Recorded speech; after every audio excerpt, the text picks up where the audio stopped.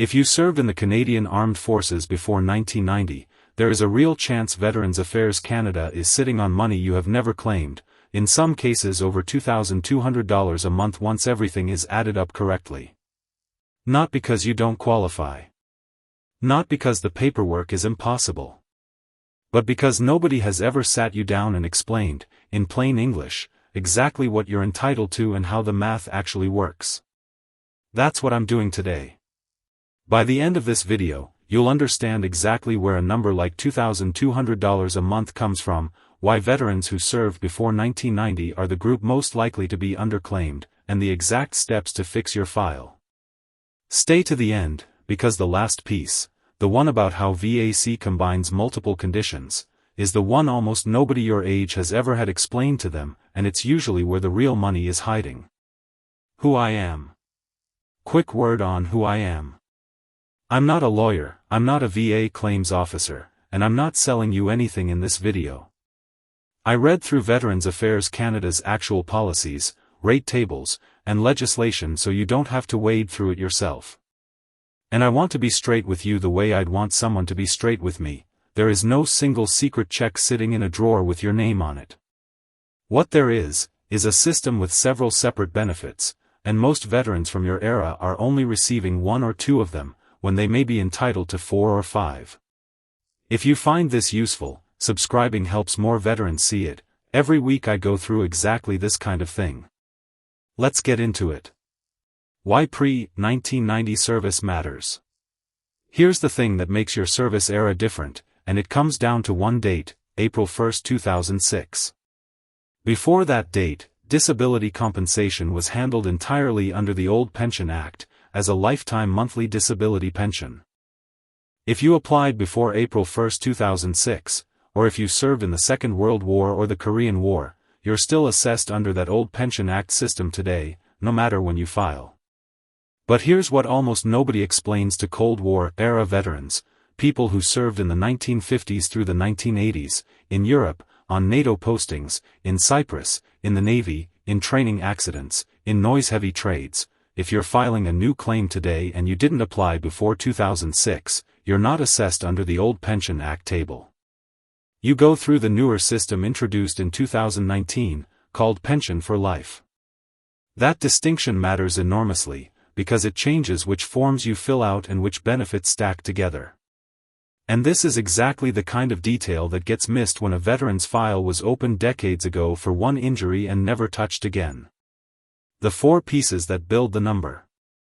Piece 1, the Disability Pension Act, for World War II, Korea, and anyone who applied pre-2006. If this is you, your monthly amount is based on a percentage, 5% up to 100%, tied to how severe VAC rates your service-related condition, using something called the Table of Disabilities. As of January 2026, a single pensioner rated at 100% receives $3,513.48 a month, tax-free, for life. A married pensioner at 100% receives $4,391.85 a month, and that goes up further with each dependent child. Even a modest 30% rating pays $1,054.04 a month single, or $1,317.55 married, and that's before anything else is added. Piece 2, Pain and Suffering Compensation, for newer claims. If you're filing today and didn't apply before 2006, this is your equivalent benefit. It's a tax-free monthly payment based on the percentage extent of your disability. As of January 2026, a veteran rated at 100% receives $1,419.82 a month for life, or a one-time lump sum of $461,956.71 if they choose that option instead. At 50%, it's $709.91 a month. This is the benefit most Cold War-era veterans filing a fresh claim today will actually be assessed under, and a lot of veterans have no idea it even exists, because they assume the pension system they heard about from an older relative is still the one that applies to them. Piece 3, Additional Pain and Suffering Compensation, APSC. This one is almost never claimed by older veterans, and it's a separate, stackable monthly payment on top of the PSC. It exists specifically for veterans whose service-related disability creates a permanent and severe impairment that's a genuine barrier to daily life, not just the original injury itself, but the lasting toll it's taken. If nobody has ever assessed you for this, and you have a permanent condition that limits what you can do day to day, this is worth asking about directly. Piece 4, Attendance, Exceptional Incapacity, and Clothing Allowances. These are smaller, but they add up, and they are routinely missed. Attendance allowance, for veterans whose condition means they need regular help with daily personal care. At the top grade in 2026, this pays over $2,300 a month on its own. Exceptional Incapacity Allowance, for exceptionally severe combinations of disability. Clothing Allowance, for conditions like amputations or prosthetics that cause extra wear on clothing. None of these get added automatically. Every single one has to be specifically requested. Why your generation specifically gets underclaimed. Two things hit pre-1990 veterans harder than any other group. First, hearing loss and tinnitus. Hearing protection on ranges, in engine rooms, near aircraft, and in artillery positions decades ago was nowhere near today's standard. Hearing loss and tinnitus are consistently among the most commonly approved disability claims at VAC, and yet plenty of veterans who've complained about ringing ears to their family doctor for 30 years have never once filed a formal claim for it, because they assumed it was just part of getting older. Second, CFB Gagetown herbicide exposure. Between 1956 and 1984, various herbicides, including Agent Orange and Agent Purple in 1966 and 1967 specifically, were used at CFB Gagetown in New Brunswick for vegetation control and testing. If you trained or served at Gagetown during that window and later developed a condition linked to that exposure, that service history is directly relevant to a disability claim, and VAC has an established file on the exposure history at that base. Third, and this is the one that applies to almost everyone watching, the benefit of the doubt rule. Canadian veterans law contains a legal principle that when there's a genuine question about whether your condition is connected to your service, and the evidence is evenly balanced, the law requires VAC to resolve that doubt in your favor, not against you. Most veterans have never been told this rule exists, and they give up on a claim thinking they need airtight proof going back 40 years. You don't. You need a credible connection, service records, unit history, and medical evidence of the condition, and the benefit of the doubt does real work in your favor. Where the real money hides, reassessment. Here's the part one told you to stick around for. A huge number of veterans from your era filed one claim, decades ago, for one condition, say, a knee or a back injury, got a rating, and never went back. Life happened. But the body doesn't stop. Hearing worsens. Joints deteriorate further. Sleep and mental health conditions connected to service, like PTSD or an anxiety disorder, often go completely unclaimed because a veteran assumes VAC won't take it seriously without a documented incident. Two things almost nobody asks for. 1. Reassessment of an existing condition. If a condition VAC already recognizes has gotten worse since your last decision, you can request that it be reassessed at a higher percentage. Your file does not automatically update just because your health has declined, you have to ask. 2. A new claim for a condition that was never on file at all. Every additional service-related condition that gets approved adds its own compensation.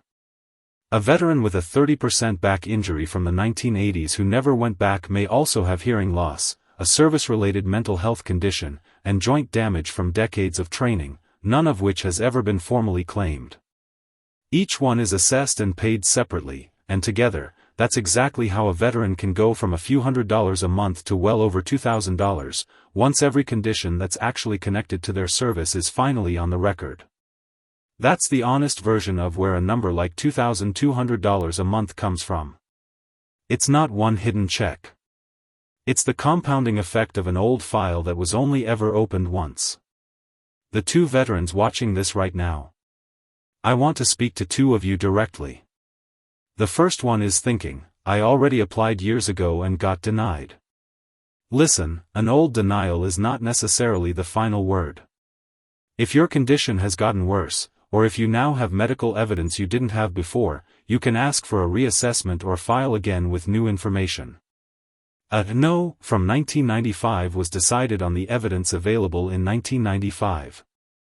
The second one is thinking, I'm in my 70s or 80s now, is it even worth starting this? Yes. This is money you earned through your service. Most of it is completely tax-free, and it continues for the rest of your life. And if your death is ever found to be connected to a service-related condition, a properly documented file can also open up survivor benefits for your spouse. Getting this right isn't just about you, it protects the person who'd be left behind. Here's exactly what to do this week. Step 1. Register for or log into my VAC account at veterans.gc.ca, and pull your complete list of service-related conditions on file. Check the date each one was last reviewed. If nothing has changed in 5+ years, that's your first red flag. Step 2. If you served at CFB Gagetown in 1966 or 1967, or anywhere with known heavy noise exposure, artillery, armor, aviation, engine rooms, and you've never been formally assessed for the related condition, that's your next call. Step 3. If you have hearing loss or tinnitus and have never had it formally rated, request a VAC audiological exam specifically for compensation purposes, not just a hearing aid referral. Step 4. If you have an existing service-related condition that has clearly gotten worse, formally request a reassessment. Don't assume VAC already knows. Step 5. Contact a veteran service officer, through the Royal Canadian Legion, the War Amps, or VAC directly at 1-866-522-2122. This help is completely free. Nobody accredited to help you should ever ask you for money, and if someone does, that's your sign to walk away. So here's the honest picture for anyone who served before 1990, the system genuinely has more in it than most veterans from your era ever claimed. Hearing loss and older exposure histories are consistently underclaimed, and reassessment is the tool almost nobody uses. None of it moves on its own. VAC does not call you when your file is incomplete. It does not update itself when your health changes. You served before 1990. Take step 1 this week, it costs you nothing but a login and 20 minutes. And if you know another veteran from your era, and you almost certainly do, send them this video. The odds are good they're leaving something on the table too, and they have no idea. Thanks for watching, and I'll see you in the next one.